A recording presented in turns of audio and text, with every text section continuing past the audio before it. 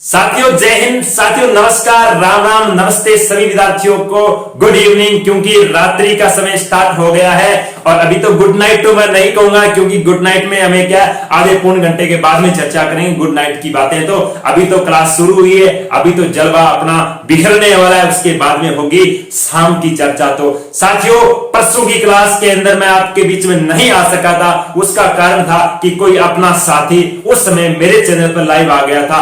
कारण क्या था कि वो एक कोई नई न्यूज लेके आया था, पटवारी, रीट और हम कह सकते हैं एसआई के एग्जाम की जो नई एग्जाम डेट है उनको लेकर वो आपके बीच में उपस्थित हुआ था। और उसने बताया भी कि अभी क्या है कि जो ये अपने अक्टूबर एंड तक है वहां तक क्या लगभग आपके रीट और पटवारी के एग्जाम करवा दिए जाएंगे। बची बात एसआई की एग्जाम की भी प्रक्रिया चल रही है, शायद तक अक्टूबर एंड तक भी करवा देंगे। तो कोई दिक्कत नहीं, आप निश्चिंत होकर अपनी स्टडी को निरंतर जारी रखें। पेपर करवाना ये काम विभाग का है, वो करवाएगा, अपना काम है अध्ययन करना, वो अध्ययन हम करते रहे। किसी ने खूब लिखा है कि शाम परवाने को जलना सिखाती है, शाम परवाने को जलना सिखाती है, शाम सूरज को ढलना सिखाती है, शाम परवाने को जलना सिखाती है, शाम सूरज को ढलना सिखाती है। मुसाफिर को ठोकरों से होती होगी तकलीफ, मुसाफिर को ठोकरों से होती होगी तकलीफ, लेकिन ठोकरें ही मुसाफिर को चलना सिखाती है, चलना सिखाती है। साथियों इसी कड़ी के साथ हम चलते हैं अपने टॉपिक के ऊपर। अपने कौन सा टॉपिक चल रहा था, सभी साथी जुड़ जाएं, जितने साथी अपने साथ हैं सारे साथी जुड़ जाएं, क्योंकि आज अपने क्लास होने वाले टेस्ट की सूचना है वो आपको मैं दे दूंगा। अगर टेस्ट कल होगा तो भी लास्ट में जाके क्लास के एंड में दे दूंगा, अगर टेस्ट नहीं होगा तो भी आपको बता दूंगा। ठीक है साथियों, चलो शुरू करते हैं अपनी क्लास। अपने क्या चल रहा था, अपने चल रहा था भारत का मानसून।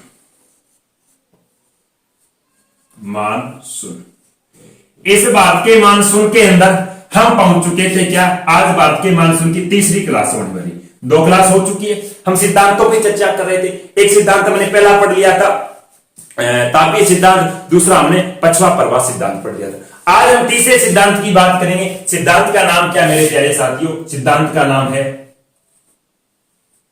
Jet stream.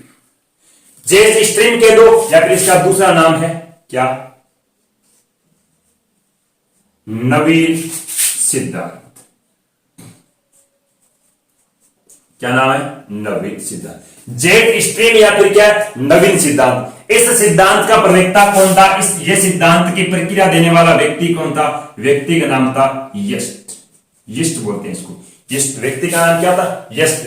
इस व्यक्ति ने कहते हैं इस सिद्धांत को दिया था बात के संदर्भ में। और कहा जाता है कि आज तक जितने सिद्धांत है इन सिद्धांतों में सर्वमान्य सिद्धांत रहे वो कौन का, यस्ट के द्वारा दिया गया जेट स्ट्रीम सिद्धांत क्या माना गया, सर्वमान्य माना। सबसे पहले हम चर्चा करते हैं क्या गुरुजी, क्या ये जो जेट स्ट्रीम है, क्या लिखा मैंने, जेट स्ट्रीम क्या है, क्या लिखा मैंने, जेट स्ट्रीम क्या है। सबसे पहले इस पर चर्चा करेंगे कि जेट स्ट्रीम कहते किसे, जेट स्ट्रीम है क्या, इस जेट स्ट्रीम का शाब्दिक अर्थ क्या है, इस प्रकार की हम चर्चा करेंगे। तो सबसे पहले बात करते हैं जेट स्ट्रीम है क्या। जेट स्ट्रीम एक, क्या लिखा, पछवा पवन है। क्या लिखा, जेट स्ट्रीम क्या है, जेट स्ट्रीम एक पछवा पवन है जो उत्तरी, क्या लिखा, जो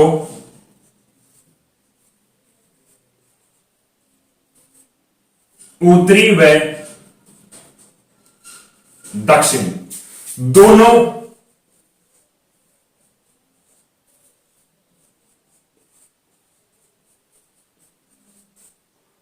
गोलार्धों में चलती है।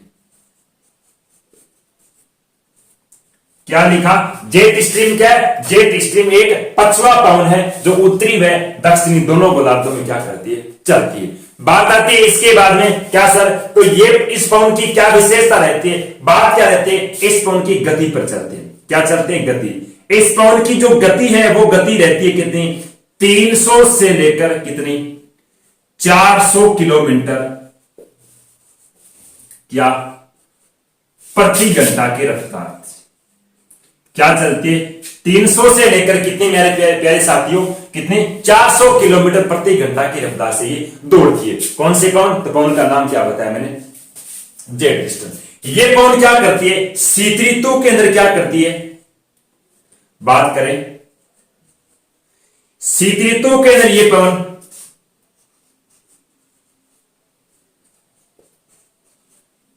तीव्र गति से गमन करती है। लेकिन मैं बात करूं कौन सी ऋतु के अंदर? ग्रीष्म ऋतु। तो ग्रीष्म ऋतु के अंदर ये पवन क्या करती है? मंद गति से गमन करती है। कौन सी गति से गमन करती है? मंद गति से क्या करती है? गमन करती है। इसका कारण क्या है? इसका कारण है, अगर इसके कारण की बात की जाए, इसका कारण है, पहला कारण रहता है वायुदाब। क्या कारण है? वायुदाब। दूसरा कारण क्या रहता है? दूसरा कारण रहता है तापांतर, मतलब अलग अलग समय के अंदर तापमान के मध्य क्या पाया जाना? अंतर पाया जाना। इन दोनों कारणों के वजह से शीत ऋतु के अंदर ये पवन क्या बहती है? तीव्र गति से बहती है। लेकिन ग्रीष्म ऋतु के अंदर ये पवन क्या बहती है? मंद गति के अंदर से, मंद गति से क्या करती है? गमन करती है। कौन सी पवन? जेट स्ट्रीम पवन। चलो जेट स्ट्रीम की अगर बात की जाए, विशेषता की बात की जाए, आप साथ साथ नोट कर दिया करो, कोई बात नहीं।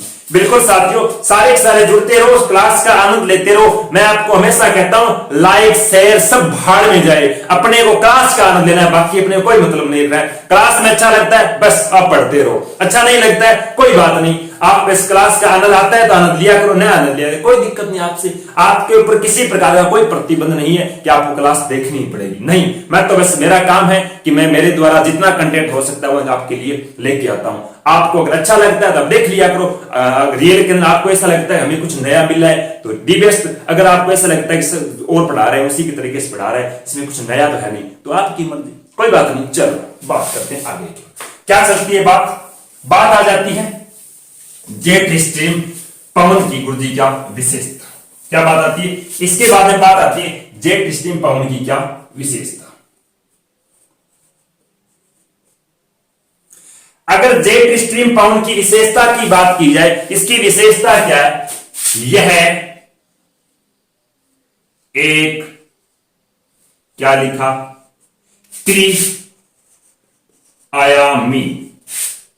त्रिआयामी पवन है। गुरुजी ये क्या लिखा आपने? ये एक त्रिआयामी पवन है। कैसे त्रिआयामी की मतलब? हाँ, त्रिआयामी का मतलब हो गया कि ऐसी पवन जिसकी क्या गुरुजी? जिसकी लंबाई हो, जिसकी क्या चौड़ाई हो, और जिसकी क्या गुरुजी? ऊंचाई हो। ऐसी पवन जिसकी लंबाई, चौड़ाई, ऊंचाई तीनों हो, उसे हम क्या कहते हैं? त्रिआयामी कहते हैं। अगर इस पवन की बात की जाए, क्या गुरुजी? इस पवन की अगर लंबाई की बात की जाए, क्या बात की जाए? इस पवन की अगर लंबाई की बात की जाए तो इस पवन की लंबाई है क्या? संपूर्ण ग्लोब के ऊपर, ये संपूर्ण ग्लोब के अंदर क्या है? लंबी फैली हुई है। लेकिन अगर इसकी बात की जाए, क्या इसकी बात की जाए चौड़ाई की, कि ये पवन कितने किलोमीटर चौड़ाई में बहती है, तो ये लगभग गुरुजी कितनी? 3 से क्या 6 किलोमीटर क्या चौड़ाई में बहती है। लेकिन अगर इस पवन की बात की जाए, क्या ऊंचाई की बात की जाए, क्या बात की जाए? इस पवन की अगर ऊंचाई की बात की जाए तो ये पवन कितने? 9 से लेकर कितने? 12 किलोमीटर की क्या बहती है? ऊंचाई में बहती है। लेकिन बात क्या आती है? बात आती है इसकी गति। तो गति तो मैं आपको बता चुका हूं, इसकी गति क्या रहती है? इसकी गति है, शीत ऋतु के अंदर बात की जाए तो 300 गुरुजी कितने? 300 से 400 किलोमीटर क्या बहती है? प्रति घंटा की रफ्तार से बहती है। लेकिन ग्रीष्म ऋतु के अंदर बात करें तो ग्रीष्म ऋतु के अंदर इसी पवन की गति क्या हो जाती है? मंद हो जाती है। और वो कितनी? लगभग क्या गुरुजी? 100 से लेकर 120 किलोमीटर क्या इसकी प्रति घंटा की रफ्तार से ये पवन बहती है। अगर और इस पवन की बात की जाए तो इस पवन का कार्य क्या रहता है? इस पवन का कार्य है क्या? इस पवन का कार्य है धरातल पर किसका काम करना? धरातल पर आवरण का कार्य करना, कार्य करना। क्या लिखा? इस पवन का धरातल पर किसका काम, इसका काम क्या है, तो धरातल पर क्या करना, कार्य करना। साथियों ठंडी बहुत ज्यादा है, ठंड ध्यान 3-4 दिन तापमान 45 डिग्री समथिंग जा रहा है। आप गंगानगर और के चूरू दोनों के बीच में, दोनों का पास पास में, इसका मतलब अपने ही प्रभाव पड़ता है। अब क्या अगर इस कमरे के अंदर स्टूडियो के अंदर धीरे धीरे क्या है कि पंखों चाल रहे थे ना, आवाज आ रही है शायद तक, अभी पंखों की कौन है, अगर एसी लगाओ तो एसी का पीछा भी तो लॉकडाउन में है कौन लगा, टेंशन ना एसी व्यवस्था थे, अगर सहयोग दे एसी लगे ला, कोई बड़ी बात को नहीं, लेकिन अभी बहुत ज्यादा गर्मी, ओह अरे राम राम तेरी माँ। चलो उतार लियोगे, देखो उतार लियो, साइड में हूं, चलो उतार लिया, चलते हैं आगे की ओर। राम राम। बात क्या आती है, इसके बारे में बात आती है जेट स्ट्रीम का शाब्दिक अर्थ। जेट स्ट्रीम का क्या शाब्दिक अर्थ। अगर जेट स्ट्रीम के शाब्दिक अर्थ की बात की जाए तो कुछ इसका शाब्दिक अर्थ क्या है, जेट का अर्थ क्या है,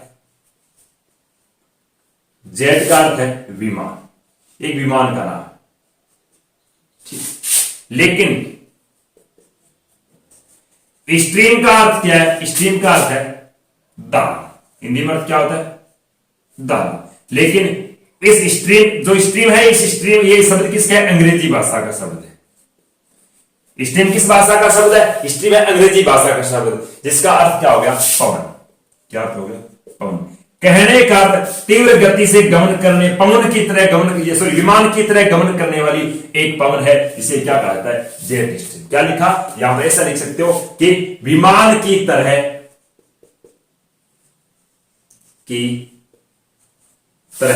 गमन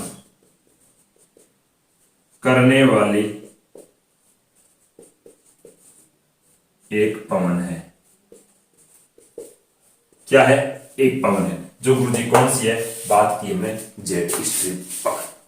अगर इस पवन की बात करते हैं इसके बाद में, तो इस पवन की बात चलती है नामकरण के संदर्भ में, कि इस पवन का नाम जेट स्ट्रीम ही क्यों रखा गया। देखो, अगर इस पवन के जेट स्ट्रीम नामकरण के संदर्भ में बात करें तो मैं आपको छोटी सी एक कहानी बताता हूं, ध्यान से सुनिएगा। क्या बात है, द्वितीय विश्व युद्ध की। कब की बात है, द्वितीय विश्व युद्ध की। कहानी के माध्यम से समझाऊंगा पूरी बात। द्वितीय विश्व युद्ध के अंदर इधर क्या है, अमेरिका ताकत लगा रहा था विश्व विजेता बनने की, और इधर कौन सा, रूस है, वो भी क्या ताकत लगा रहा था विश्व विजेता बनने की। लेकिन रूस का सहयोग देखो, एक तरफ कौन था, संयुक्त राज्य मतलब यूएसए, और एक तरफ कौन सा, आप कह सकते हो रूस। रूस का सर्वाधिक सहयोग देने वाला जो देश था, देश का नाम था क्या था, जापान। अब देखो, बात कब के, द्वितीय विश्व युद्ध, कहने का नाम कह सकते हैं गुरुजी का 1945। कब की बात चल रही, 1945, जो शीत युद्ध के नाम से जाना गया था।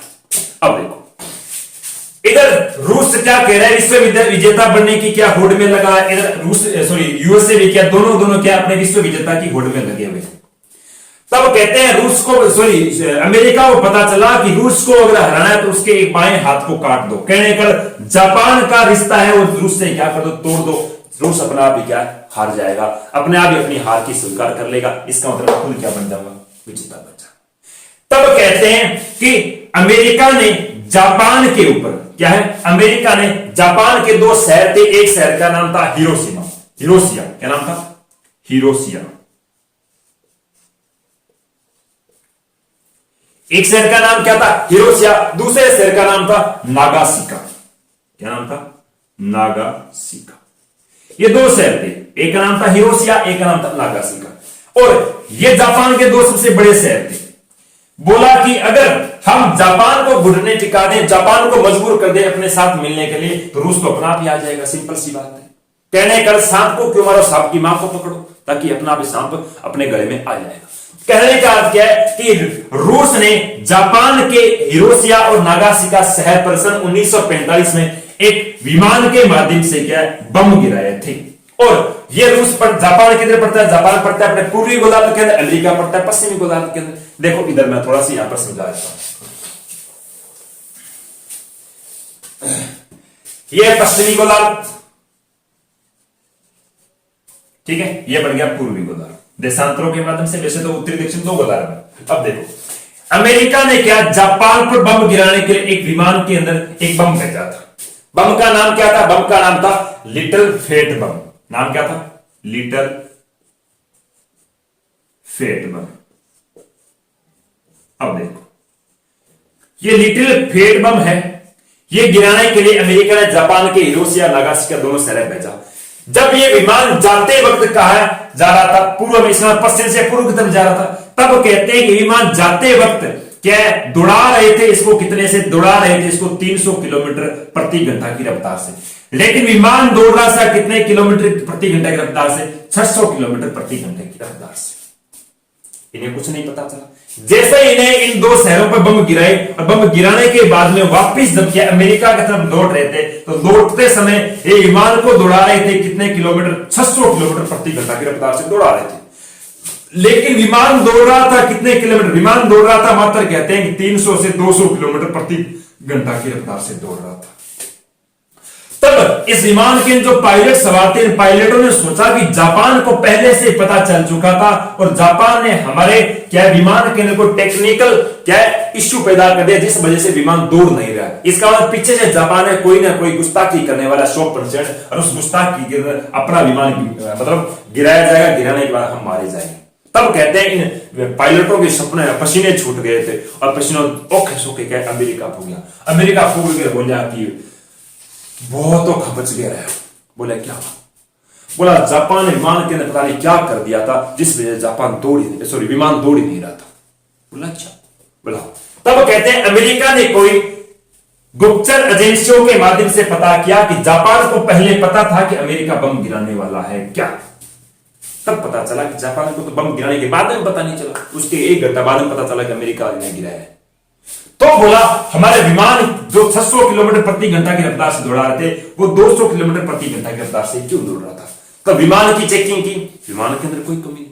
तब यहां से कुछ वैज्ञानिक है, वो क्या है, अपने स्थल भाग से कहते हैं क्या 9 से 12 किलोमीटर की ऊंचाई पर पहुंचे, तो वहां पर जाके देखा कि यहां पर इस प्रकार की कोई पाउंड जो पश्चिम से पूर्व की ओर चल रही थी, उस पाउंड की क्या पश्चिम से पूर्व की ओर चल रही थी। इसका मतलब इस पाउंड की गति क्या थी? 300 से कितने किलोमीटर? 400 किलोमीटर क्या प्रति घंटा की रफ्तार से ये विमान पौने चल रही थी। इसका जब जा रहे थे तब धक्का मार रही थी। लेकिन जब ये बम गिराकर वापिस ये क्या विमान अमेरिका लौटा था, तब इसके सामने अवरोध का क्या कारण बन रही थी। इस वजह से विमान 600 के बजाय कितने किलोमीटर दौड़ रहा था? 200 किलोमीटर प्रति घंटा की रफ्तार से दौड़ रहा था। और इस विमान का नाम क्या था? इस विमान का नाम था जेट विमान। क्या नाम था? जेट विमान। इस वजह से इसी दिन कहते हैं, सन 1945 के अंदर कहते हैं इस पाउंड की खोज की गई थी, और उस पाउंड का नाम भी क्या रख दिया? Jet stream. स्ट्रीम का तीव्र गति से दौड़ने वाली पाउंड, और जेट क्या एक विमान का नाम रहता है। इस वजह से इस पाउंड का क्या पड़ा था? नाम पड़ा था। चलो उतारो, आगे चलते हैं। चलो आगे की ओर चलते हैं। इसके बाद में बात आती है क्या? इसके बाद में बात आती है जेट स्ट्रीम के प्रकार। किसकी बात आती है? जेट स्ट्रीम के प्रकार। स्ट्रीम के प्रकार कहने का अर्थ क्या हो गया कि ये पाउंडें ये कितनी प्रकार की होती है, कहां कहां चलती है। इन पाउंडों की इस जेट स्ट्रीम के प्रकार की बात करें तो ये जेट स्ट्रीम मुख्यतः कितने प्रकार की है? ये मुख्यतः 4 प्रकार की होती है। कितने प्रकार की होती है? 4 प्रकार की होती है, जिनके अंदर कौन सा प्रकार रहता है जिसके द्वारा हमारे भारत के अंदर मानसून का आगमन होता है। क्योंकि भारत के मानसून के संदर्भ में या फिर विश्व के मानसून के संदर्भ में अगर सर्वमान्य सिद्धांत माना गया तो जेट स्ट्रीम या फिर नवीन सिद्धांत ही माना गया। इसके अंदर सबसे अगर पहला प्रकार देखें हम, कौन सा देखें? अगर सबसे पहला अगर प्रकार देखें तो पहले प्रकार का नाम होता है क्या? ध्रुवीय राशि या फिर ध्रुवीय राशि रात्रि जेट स्ट्रीम। क्या लिखा? ध्रुवीय राशि रात्रि जेट स्ट्रीम। अगर इस जेट स्ट्रीम की अगर बात की जाए गुरुजी, क्या बात की जाए अगर प्रभाव की, किसकी बात की जाए, अगर प्रभाव की बात की जाए तो ये जेट स्ट्रीम कहां कहां बहता है। प्रभाव की बात करते हैं तो ये वायुमंडल की दूसरी परत, कौन सी पहले साथियों, परत का नाम क्या है, समताप मंडल। परत का नाम क्या रहता है, समताप मंडल। इसकी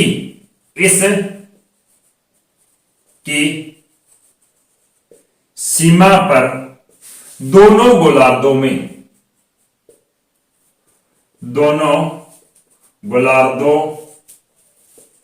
क्या लिखा, समताप मंडल की सीमा पर दोनों गोलार्धों में गुरुजी कितने 80 से लेकर कितने डिग्री, 90 डिग्री अक्षांशों में चलती है या फिर बहती है, चलती है। क्लियर। दूसरे अगर प्रकार की बात की जाए तो दूसरा जेट स्ट्रीम प्रकार आता है, प्रकार का नाम क्या है, क्या आता है, उप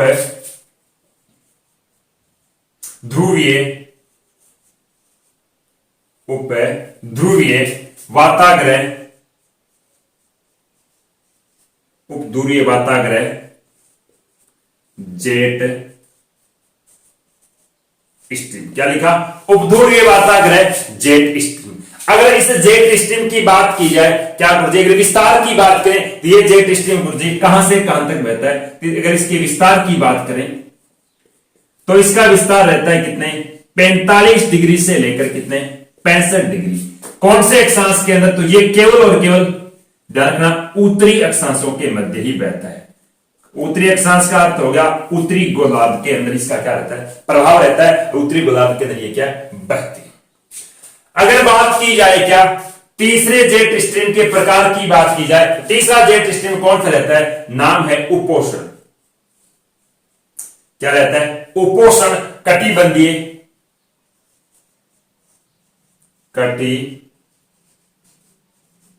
उपोषण कटिबंधीय पछुआ, उपोषण कटिबंधीय पछुआ जेट स्ट्रीम। क्या रहता है, जेट स्ट्रीम। क्या लिखा मैंने, उपोषण कटिबंधीय पछुआ जेट स्ट्रीम, या फिर इसका दूसरा नाम क्या रहता है, ऐसे भी कह सकते हो पश्चिमी विक्षोभ। क्या कह सकते हो, पश्चिमी विक्षोभ। कहने का अर्थ क्या हो गया कि उपोषण कटिबंधीय पछुआ जेट स्ट्रीम कह दो, या फिर इसका दूसरा नाम क्या रहता है, पश्चिमी विक्षोभ। अगर बात करें इसके प्रभाव की बात करें, क्या करें, अगर इसके प्रभाव की बात की जाए तो इसका पहले बात करते हैं इसके विस्तार की। अगर बात आती है इसके विस्तार की तो इसका विस्तार रहता है मेरे प्यारे साथियों कहां से, 20 डिग्री से लेकर कितने 40 डिग्री, 20 से लेकर 40 डिग्री क्या, उत्तरी अक्षांश, उत्तरी अक्षांशों के मध्य। इसका विस्तार कहां से कहां तक रहता है, तो 20 डिग्री से 40 डिग्री उत्तरी अक्षांशों के मध्य।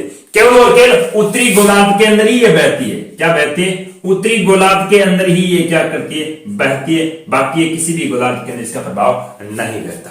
लेकिन इसके बाद में अगर बात की जाए इस पवनों की, तो ये तीसरी जो मैंने प्रकार बताया उपोष्ण कटिबंधीय जेट स्ट्रीम, इस उपोष्ण कटिबंधीय जेट स्ट्रीम के द्वारा ही गुरुजी क्या होता है, भारत के अंदर क्या आता है, भारत के अंदर शीतकालीन, भारत के अंदर शीतकालीन मानसून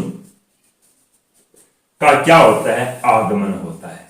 क्या होता है, भारत के अंदर शीतकालीन मानसून का आगमन गुरुजी कौन सी जेट स्ट्रीम के द्वारा होता है, तो बात रहती है उपोष्ण कटिबंधीय पछुआ जेट स्ट्रीम, जिसे हम सीधा क्या कहते हैं, पश्चिमी विक्षोभ कहते हैं। इसकी बात भी हम विस्तृत रूप से करेंगे, क्योंकि भारत के अंदर होने वाली शीतकालीन वर्षा, हम जिसे राजस्थान में क्या कहते हैं, मावठ वर्षा कहते हैं। इस मावठ वर्षा की उत्पत्ति कहां से होती है, ये मावठ वर्षा भारत के अंदर किस प्रकार से आती है, उसका भारत के अंदर वर्षा होने का कारण क्या है, तो वो सारा उपोष्ण कटिबंधीय पछुआ जेट स्ट्रीम, या फिर इसे हम क्या कहते हैं, पश्चिमी विक्षोभ। पश्चिम दिशा से आने के कारण इसको पश्चिमी विक्षोभ भी कहा जाता है।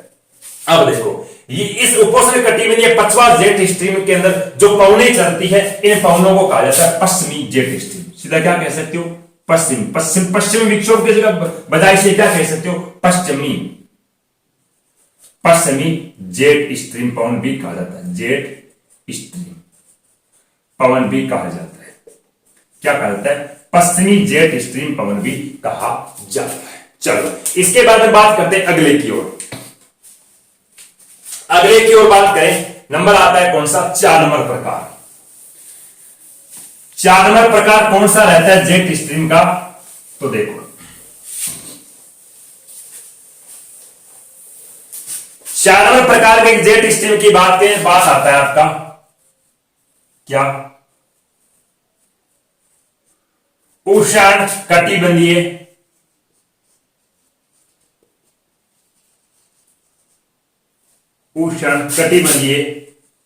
क्या लिखा मैंने, पूर्वी जेट स्ट्रीम। क्या लिखा मैंने, उष्ण कटिबंधीय पूर्वी जेट स्ट्रीम। ये जेट स्ट्रीम एक तरीके से देखा जाए मेरे प्यारे साथियों तो यह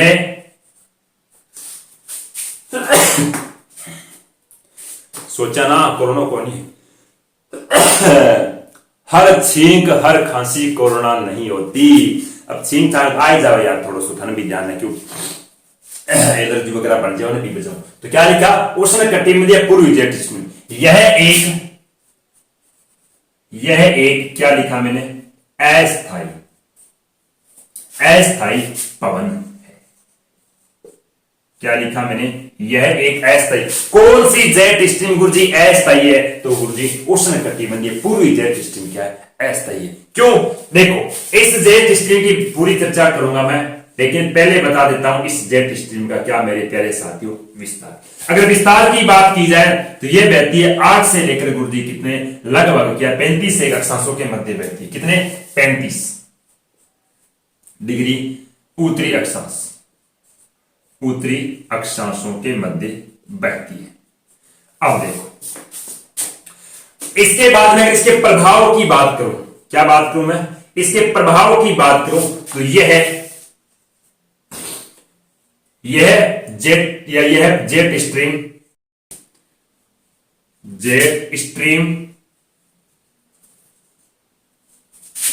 पवनों के द्वारा भारत में दक्षिणी पश्चिमी मानसून या फिर लिख सकते हो ग्रीष्म कालीन मानसून का